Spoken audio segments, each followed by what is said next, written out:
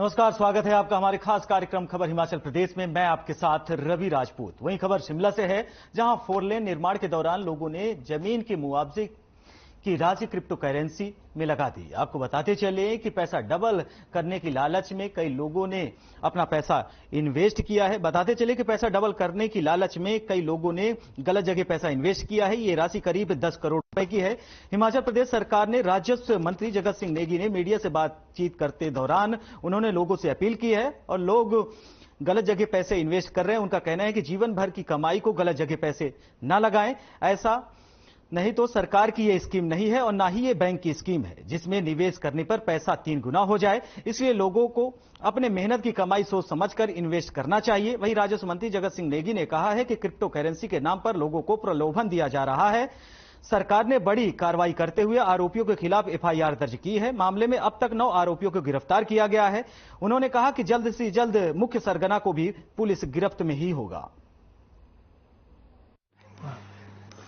अच्छे लोग भी इसमें, आपको याद होगा कि पिछले विधानसभा स्तर के दौरान हमारे माननीय विधायक जो है होशियार सिंह, उन्होंने क्रिप्टो करेंसी को लेकर मुद्दा उठाया था और सरकार ने भी आश्वासन दिया था कि तुरंत जो है कार्रवाई करेंगे और जो क्रिप्टो करेंसी के माध्यम से धोखाधड़ी का बहुत बड़ा धंधा जो यहाँ पर ध्यान में आया तो एसआईटी का गठन किया गया और इस एसआईटी में एक डीआईजी रैंक के अधिकारी को जो है इसकी जिम्मेदारी दी गई है और इस एसआईटी के गठन के बाद कुछ लोगों ने जो है लिखित में कंप्लेंट्स भी किए हैं, एफआईआर भी दर्ज हुआ है और उस एफआईआर करने के बाद जो इन्वेस्टिगेशन हुआ है करीब 18 करोड़ से ज्यादा का जो है मामला ध्यान में आया है और इसमें 5-6 लोगों की गिरफ्तारियां हुई।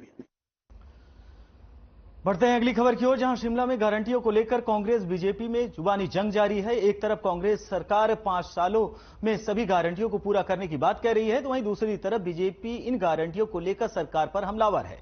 आपको बताते चलें कि लगातार वहीं बीजेपी मीडिया प्रभारी ने कांग्रेस सरकार पर हमला बोलते हुए कहा है कि 10 महीने बाद भी गारंटियां पूरी नहीं हो पाई हैं। चुनावों के समय प्रियंका गांधी ने 1500 महिलाओं को अपनी पहली कैबिनेट में 1 लाख नौकरी देने का वादा किया था, जो कि पूरा नहीं किया गया। आगे उन्होंने कहा कि कांग्रेस पार्टी के प्रदेश और केंद्र के नेताओं ने चुनावों के समय लोगों को झूठी गारंटियां दी, लेकिन अब ये नेता गारंटियों से भागते नजर आ रहे हैं। साथ ही कहा कि जनता हकीकत से वाकिफ है और इसका मुंहतोड़ जवाब देगी लोकसभा चुनाव में। वहीं लोकसभा चुनाव को लेकर कांग्रेस पार्टी का कहना है कि आने वाले समय में कांग्रेस पूर्ण बहुमत के साथ सरकार भी बनाएगी।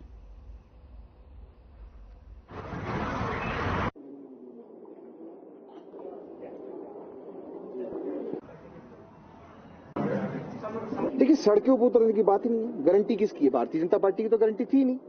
ये गारंटी है प्रियंका गांधी वाड्रा, भूपेश बघेल, उसके बाद अपना राजीव शुक्ला और इस प्रकार जो बड़े बड़े दिग्गज नेताओं की, सुखविंदर सिंह सुक्खू, मुकेश जी की, तो जनता जो है खुद ही इनका घेराव करेगी कुछ पे जाकर।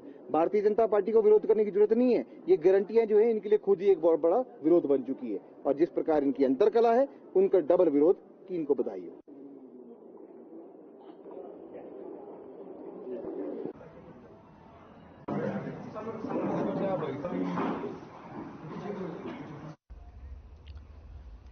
वहीं हिमाचल प्रदेश के हमीरपुर में स्थित एनआईटी से सामने नशे के प्रकरण ने प्रशासन के कान खड़े कर दिए हैं। इसको लेकर जहां सरकार हरकत में है और कार्रवाई करने में जुटी है, तो वहीं विपक्ष भी लगातार सरकार पर हमलावर है। ऐसे में अब कांग्रेस पार्टी के राष्ट्रीय प्रवक्ता, आपको बताते चले कि ऐसे में कांग्रेस पार्टी के राष्ट्रीय प्रवक्ता कुलदीप सिंह राठौर ने भी इस पर प्रतिक्रिया दी है और सरकार से मामले में और भी सख्ती करने की बात कही है। इसके अलावा कुलदीप सिंह राठौर ने बीजेपी के राष्ट्रीय प्रवक्ता संबित पात्रा को भी जवाब दिया है और 5 राज्यों के चुनाव में कांग्रेस की जीत का दावा किया है। वहीं शिमला के आसपास भी नशे के बढ़ते व्यापार को लेकर एआईसीसी प्रवक्ता कुलदीप सिंह राठौर ने कहा है कि शिमला में भी अगर इस तरह माहौल रहा तो आने वाले कल में पुलिस प्रशासन को पूरी सख्ती करनी होगी और हम पुलिस प्रशासन से बातचीत करेंगे। वहीं मुख्यमंत्री सुखविंदर सिंह सुक्खू के स्वास्थ्य को लेकर एआईसीसी प्रवक्ता ने कहा कि मुख्यमंत्री के स्वास्थ्य को लेकर पूरा देश चिंतित है और प्रदेश चिंतित है। उन्होंने कहा कि वे भगवान से प्रार्थना करेंगे कि मुख्यमंत्री सुखविंदर सिंह सुक्खू जल्द से जल्द ठीक होकर अपने काम पर लौटें और अपने दायित्व का निर्वहन करें।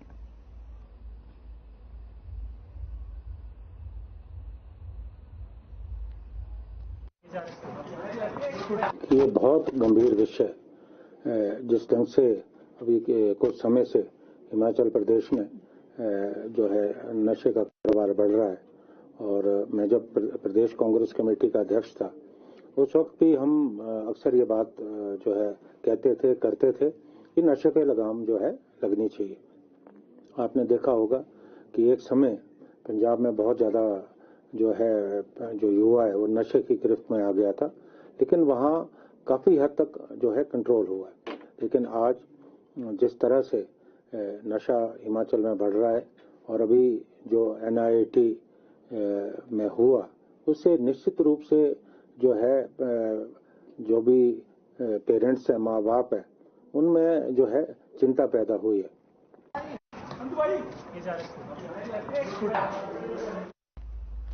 वहीं शिमला में जाति मोर्चा की तरफ से महर्षि वाल्मीकि जयंती के उपलक्ष्य में दीनदयाल उपाध्याय अस्पताल में रक्तदान शिविर का आयोजन किया गया। बता दें कि कार्यक्रम जिला अध्यक्ष शिमला सत्यप्रकाश मानक की अध्यक्षता में संपन्न हुआ।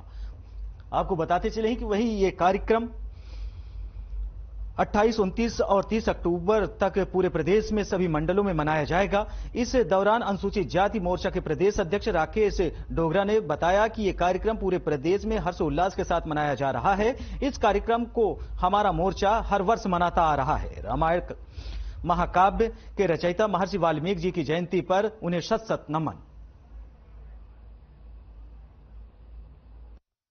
जैसा कि आपको विदित है, आज 28 अक्टूबर के दिन महर्षि वाल्मीकि जी का प्रकटोत्सव जो उनका जयंती है, ये प्रकटोत्सव के तौर पर भी हम मनाते हैं।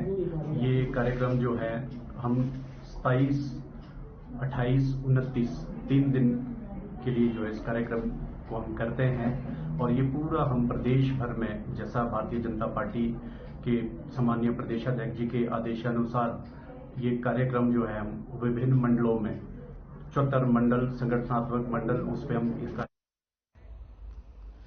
वहीं कुल्लू के मुख्यालय ढालपुर मैदान में चल रहे अंतर्राष्ट्रीय दशहरा उत्सव में अचानक रात के समय में आग लग गई। आग लगने के कारण देवी देवताओं के टेंट जल गए और पूरी तरीके से आसपास की दुकानें भी जलकर पूरी तरीके से राख हो गई। वहीं इस आग की चपेट में 2 लोग भी आ गए, जिनका अब ढालपुर अस्पताल में इलाज किया जा रहा है। अचानक रात के समय में लगी इस आग से पूरा मेला मैदान में हड़कंप मच गया।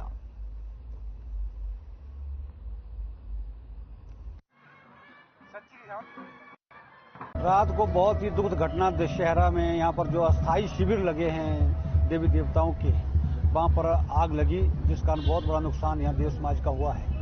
हम यहाँ देख रहे हैं कि हरियाणों ने जो 7 देवता के शिविर में सोए हुए थे, उन्होंने देवव्रत तो बचा लिए, लेकिन वाद्य यंत्र और देवता का और सारा सामान यहाँ पर जल गया है। लगभग 15 देवी देवताओं का सामान यहाँ जला है, और साथ में एक गाड़ी यहाँ जो पूरी तरह से जल गई है, और साथ में कुछ मार्केट की दुकानें भी जल गई है। तो देवताओं को और स्थान पे यहाँ पे ले जाया गया है, और अभी प्रशासन से हमारी मांग रहेगी इस स्थान को पूरी तरह खाली करके पुनः देवताओं को यहाँ पर शिविर को यहाँ पर देवता दोबारा यहाँ लाए जाएं। कोर्ट कॉम्प्लेक्स के सामने जो दशहरा ग्राउंड का एरिया है उसमें ये अनफॉर्चुनेट फायर इंसिडेंट हुआ है, और अभी पुलिस इसकी जांच कर रही है कि किस कारण से आग लगी थी।